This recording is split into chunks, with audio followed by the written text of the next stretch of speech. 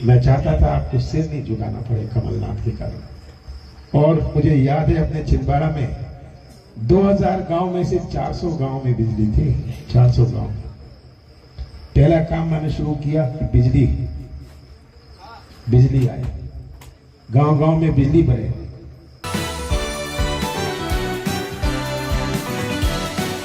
लोकसभा चुनाव में मध्य प्रदेश की 29 लोकसभा सीटों पर जीत हासिल करती हुई नजर आई भारतीय जनता पार्टी। इन 29 लोकसभा सीटों में से एक भी सीट अपने कब्जे में नहीं कर पाई कांग्रेस, और ऐसे में देखा जा रहा है कि कांग्रेस के तमाम दिग्गज नेता रह रहकर अपने दर्द को बयां कर रहे हैं। हाल ही में अपने दर्द को बयां किया है मध्य प्रदेश के पूर्व सीएम कांग्रेस के दिग्गज नेता कमलनाथ ने।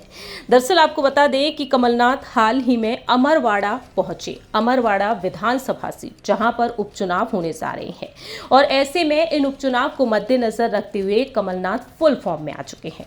दरअसल आपको बता दें कि सवाल उठ रहे थे कि आखिरकार छिंदवाड़ा में हार का सामना करने के बाद कमलनाथ क्यों नजर नहीं आ रहे हैं, लेकिन अब कमलनाथ फुल फॉर्म में आ चुके हैं। आपको याद दिला दें कि छिंदवाड़ा वो सीट है जो कमलनाथ का गढ़ मानी जाती है, जिस सीट पर उनके बेटे नकुलनाथ ने इस बार चुनाव लड़ा, लेकिन देखा गया साफ तौर पर कि किस तरह से नकुलनाथ हार जाते हैं।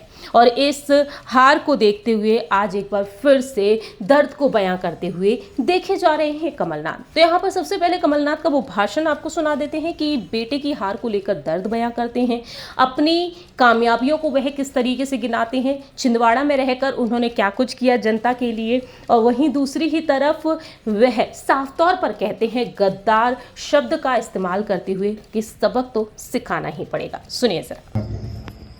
मुझे याद है 45 साल पहले मैं आचलपुर गया था। सड़क नहीं थी, पानी नहीं था, बिजली नहीं थी। 7 किलोमीटर पैदल गए। बड़े बड़े गड्ढे थे जो कच्ची सड़क थी, तो जीप लगता था पलट जाएगी, तो इसलिए हम 7 किलोमीटर पैदल गए। मुझे वहां जाते हुए अपनी जवानी भी याद आई कि कैसे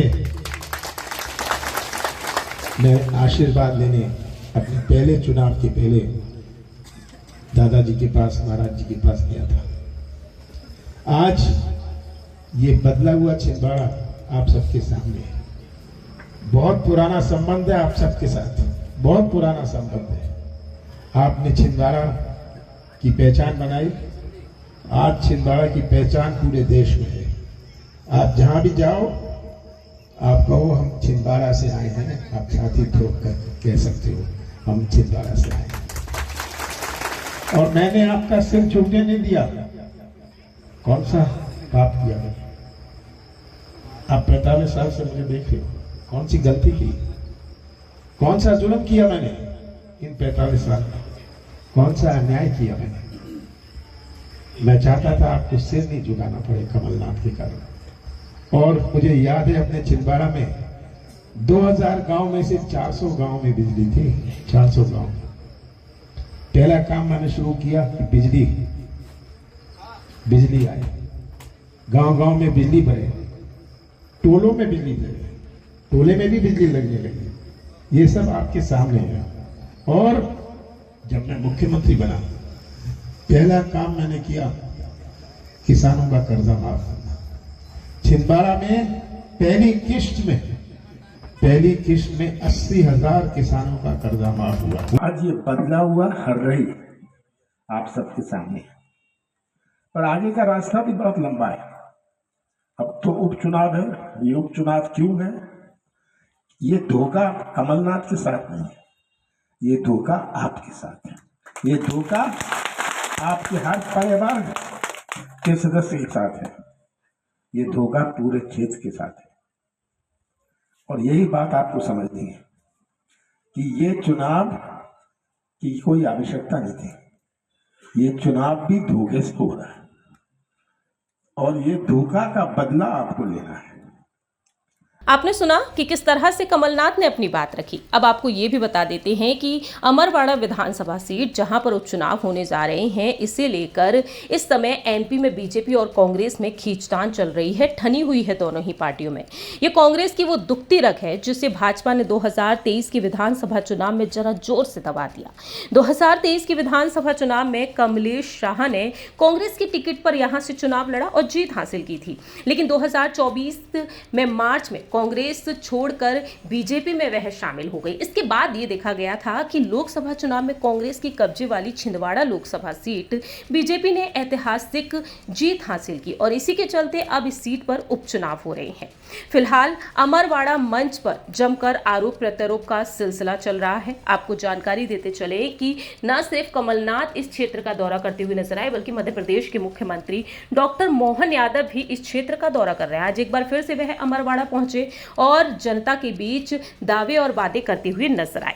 आपको जानकारी दे दें कि कांग्रेस की तरफ से धीरेन्द्र शाह को प्रत्याशी के तौर पर आगे किया गया है। धीरेन्द्र शाह के समर्थन में कमलनाथ अमरवाड़ा में वोट के लिए अपील करते हुए नजर आए, जनसभा को संबोधित करते हुए नजर आए और मंच से भावुक हो गए। जनता से उन्होंने सवाल ये भी पूछ लिया कि मैंने इन 45 सालों में कौन सी गलती कर दी, कौन सा जुर्म कर दिया, कौन सा अन्याय किया, मैं कभी खुद के कारण आपका सिर नहीं झुकने दिया। 45 साल पहले छिंदवाड़ा में सड़क, पानी, बिजली तक नहीं थी, लेकिन आज पूरे देश में छिंदवाड़ा की पहचान है। मैं कभी जनता का सिर झुकने नहीं दिया।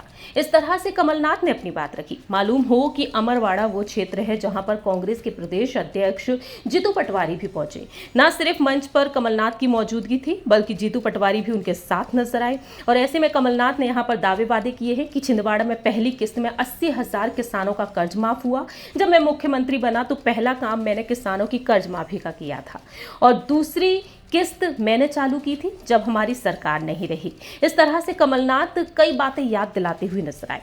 अब आपको ये भी बता दें कि इस सीट पर जिस तरह से आरोप प्रत्यारोप का सिलसिला चल रहा है, तो इस सीट के लिए, इस सीट को जीत हासिल करने के लिए बीजेपी किस तरह से जोर लगा रही है, तो सीएम मोहन यादव को भी आगे कर रखा है। मोहन यादव लाडली बहना योजना को आगे करते हुए देखा जाए तो सुर्खियों में बने हुए हैं। वो लाडली बहना योजना जिसकी शुरुआत की थी बीजेपी के ही दिग्गज नेता, जो मौजूदा समय में मोदी कैबिनेट का हिस्सा हैं, यानी कि शिवराज सिंह चौहान, उन्होंने। और ऐसे में देखा जाए तो शिवराज सिंह चौहान के नक्शे कदमों पर कहीं ना कहीं चलते हुए नजर आ रहे हैं मोहन यादव।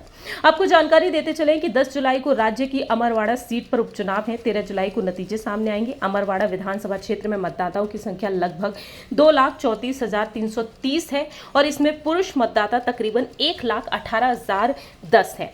वहीं महिला मतदाताओं की बात कर ली जाए तो 1,16,315 है और क्षेत्र में सबसे ज्यादा आबादी आदिवासी मतदाताओं की है और इसके बाद दूसरी जातियों के मतदाता हैं। तो अब यही देखना होगा कि कमलनाथ अपने दर्द को बयां कर रहे हैं, फुल फॉर्म में भी वह आ चुके हैं। देखते हैं कि कमलनाथ आखिरकार किस तरह से बीजेपी को तगड़ी चुनौती देने में सफल होते हैं। एक वक्त खबरें ये तक उड़ी थी कि कमलनाथ बीजेपी की तरफ रुख कर सकते हैं। देखते हैं कि आखिरकार कांग्रेस यहां से जीत हासिल कर पाती है या नहीं। फिलहाल इस खास रिपोर्ट में इतना ही। देश और दुनिया की तमाम खबरों के लिए आप देखते रहिए UIP न्यूज़। धन्यवाद।